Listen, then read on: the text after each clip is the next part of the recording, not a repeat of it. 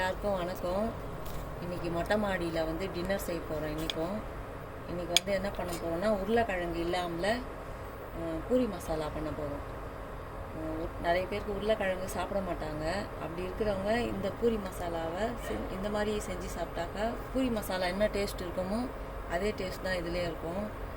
இதில் உருளைக்கிழங்குக்கு பதில் ஒரு பொருள் சேர்க்க போகிறோம், 2 பொருள் சேர்க்க போகிறோம். அது கடைசியில் வீடியோவில் காமிக்கிறோம். இப்போ ஸ்டார்ட் பண்ணிடலாம். பூரி மசாலாவுக்கு தேவையான பொருள்லாம் கடலைப்பருப்பு, கடுகு, உளுந்து, ஜீரகம், இது சாம்பார் பொடி, இது மஞ்சள் பொடி, இது உப்பு. அதுக்கப்புறம் எப்பொழுதும் பூரி மசாலாவுக்கு என்னென்ன பொருள் போடுவோமோ அதெல்லாம் கட் பண்ணி வச்சுருக்கேன். வெங்காயம், பச்சை மிளகா, பூண்டு, கொத்தமல்லி, கொஞ்சம் கருவேப்பிலை, தக்காளி 2. அவ்வளோதான். இதுதான் தேவையான பொருள். இன்னும் 2 பொருள் நம்ம கடைசியில் சேர்க்கலாம்.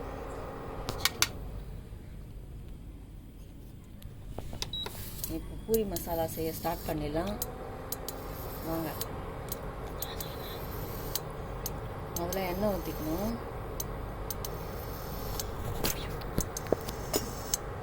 எண்ணெய் சூடாகட்டும்.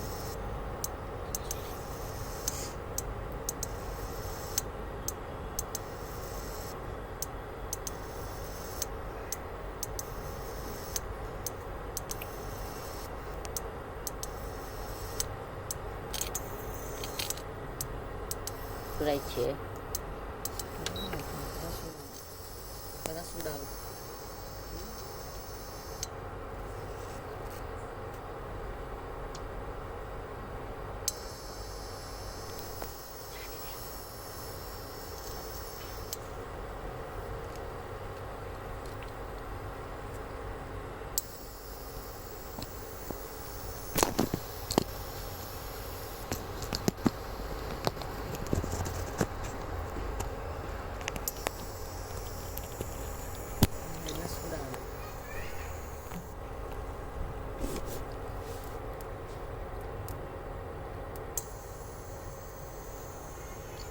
சூடாகட்டும். எண்ணெய் சூடாயிடுச்சு. கடுகு, உளுந்து போட்டுக்கலாம். ஃபஸ்ட்டு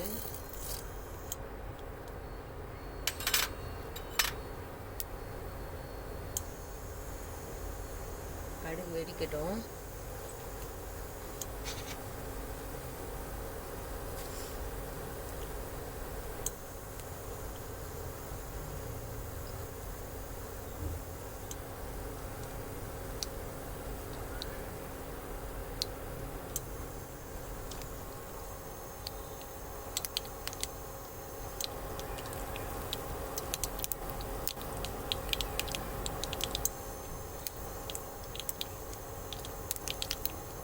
கடுகு நல்லா வெடிச்சதும் கொஞ்சோண்டு ஜீரகம் போட்டுக்கலாம்.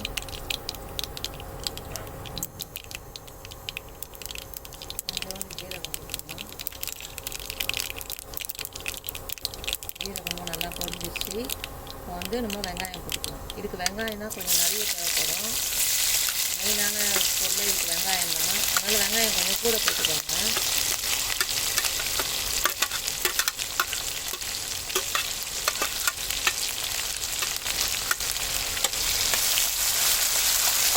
எப்பவுமே உருளைக்கிழங்கு மசாலாவில் வந்து வெங்காயம் தான் நிறையா இருக்கும்.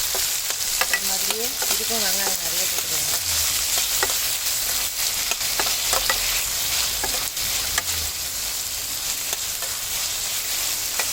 வெங்காயம் வதங்க சொல்லவே பூண்டு போட்டுருங்க. கருவேப்பிலையும் போட்டுருங்க. போட்டுட்டு நல்லா வதக்கிடுங்க. வெங்காயம் வந்து நல்லா சாஃப்டாக வதங்கணும்.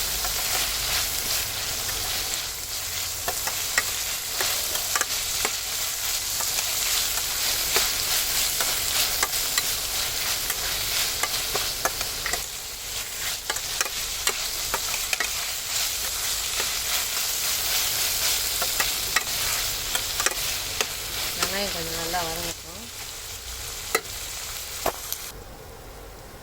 வெங்காயம் பாருங்கள் நல்லா சாஃப்டாக வதங்கிடுச்சு. பாருங்கள் நல்லா சாஃப்டாக வதங்கிடுச்சு. இப்போ இந்த இதில் வந்து பச்சை மிளகா போட்டுக்கலாம். 2 தக்காளி கட் பண்ணி வச்சுருக்கேன், அதை போட்டுக்கலாம். இது கூடவே மஞ்சள் பொடி போட்டுக்கலாம். அதுக்கப்புறம் கொஞ்சமாக பெருங்காயம்.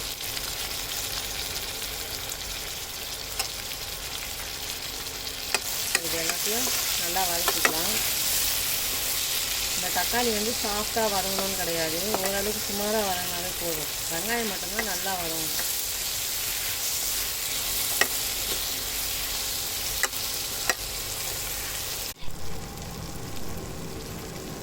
இப்போ பாருங்கள், ஓரளவுக்கு தக்காளி வதங்கியிருக்கு. இந்த அளவுக்கு வதங்கினா போதும். தக்காளி கொஞ்சம் சாஃப்டாக ஆனால் போதும், ஏன்னா ரொம்ப வதங்கணுன்ற இல்லை, இப்படி இருந்தால் போதும். இதில் வந்து சாம்பார் பொடி போட்டுக்கலாம். சாம்பார் பொடி தான் டேஸ்ட்டாக இருக்கும், அதனால் சாம்பார் பொடி போட்டுக்கலாம். ஏற்கனவே பச்சை மிளகா போட்டிருக்கோம் காரத்துக்கு, சாம்பார் பொடி பார்த்து போட்டுக்கோங்க. அது கூடவே இதுக்கு தேவையான அளவுக்கு உப்பு போட்டுக்கலாம். போட்டு ஒரு வதக்கு வதக்கிட்டு சாம்பார் பொடியோட பச்சை வாசனை போனதும் கொஞ்சமாக தண்ணி ஊற்றிக்கணும்.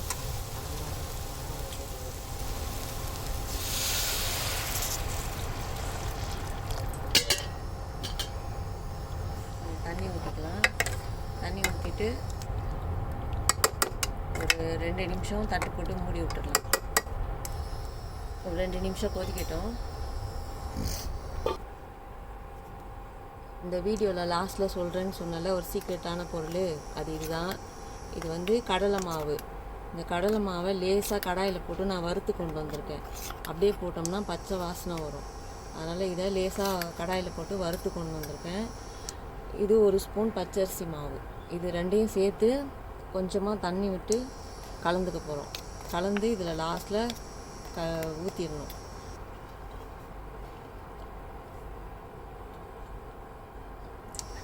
இதை நல்லா கலந்துக்கலாம். பச்சரிசி மாவும் கடலை மாவும் இதை கொஞ்சமாக தண்ணி ஊற்றி இப்படி கலந்துக்கலாம். ஆனால் வந்து கடலை மாவை அப்படியே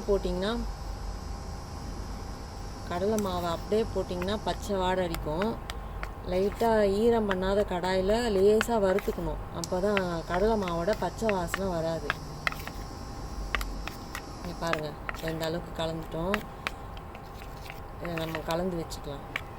கொதித்த உடனே அதில் ஊற்றிட்டு இறக்கிற போகிறோம். நிறைய பேர் உருளைக்கிழங்கு சாப்பிட மாட்டாங்க. உருளைக்கிழங்கு சாப்பிடாதவங்களுக்கு பூரி மசாலா சாப்பிட்ணுன்னு ஆசை இருந்தால் இந்த மாதிரி செஞ்சு சாப்பிட்லாம். இது பூரி, சப்பாத்தி, இட்லி, தோசை எல்லாத்துக்குமே தொட்டு சாப்பிட்லாம். பூரி மசாலா டேஸ்ட் என்ன இருக்குமோ அதே டேஸ்ட் தான் இதுலேயும் இருக்கும். பாருங்கள், நல்லா கொதிச்சிருச்சு.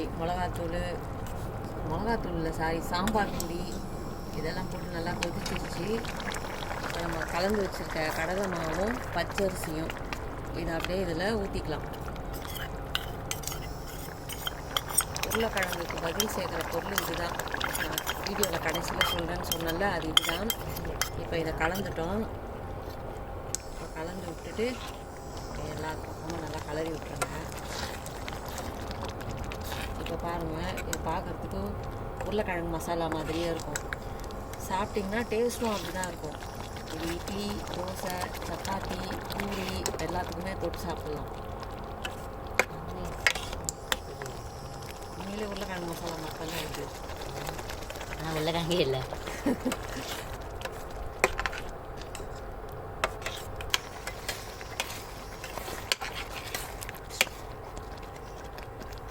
நம்ம பூரி மசாலா ரெடி ஆகிடுச்சு. பாருங்கள், கடைங்களெல்லாம் பூரி மசாலா எப்படி இருக்குமோ அதே மாதிரி தான் இருக்குது, ஆனால் உருளைக்கிழங்கு கிடையாது. நீங்கள் கடலை மாவை வறுக்காமல் போட்டிங்கன்னா பச்சை வாடை அடிக்கும். கடலை மாவை லைட்டாக வெறும் கடாயில் வறுத்துட்டு போடணும், அப்போ தான் அந்த கடலை மாவோட வாசனை வராது. இப்போ இது ரெடி ஆகிடுச்சு. இதில் கொத்தமல்லி போட்டு இறக்கிடலாம்.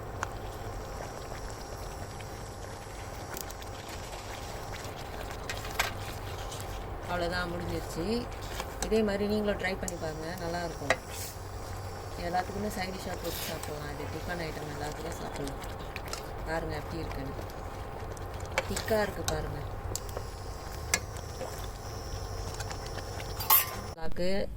நாங்கள் தோசை ஊற்ற போகிறோம். ஒரு கரண்டி மாவு எடுத்து ஊற்றி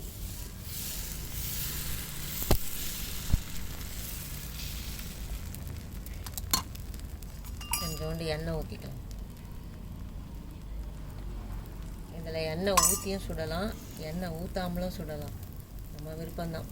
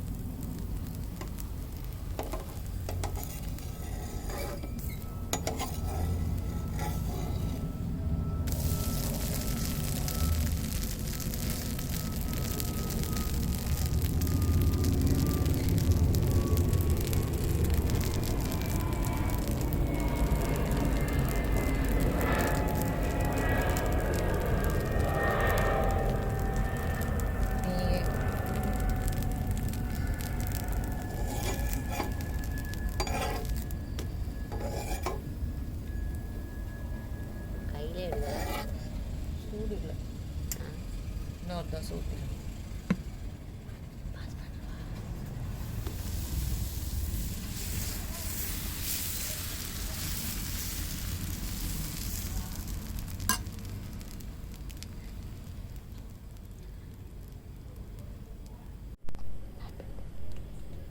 நைட் ஆன் பண்ணிட்டியா?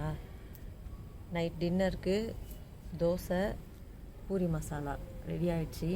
பூரி மசாலா எப்படி இருக்குன்னு என் பையனுக்கு நான் ஊட்டி காமிக்கிறேன் பாருங்கள். எடுத்து சாப்பிடு. இது எடுக்கும்போது நம்ம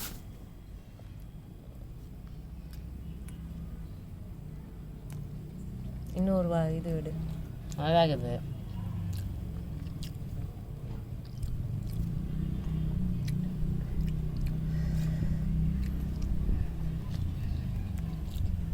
அது அப்படியே பூரி மசாலா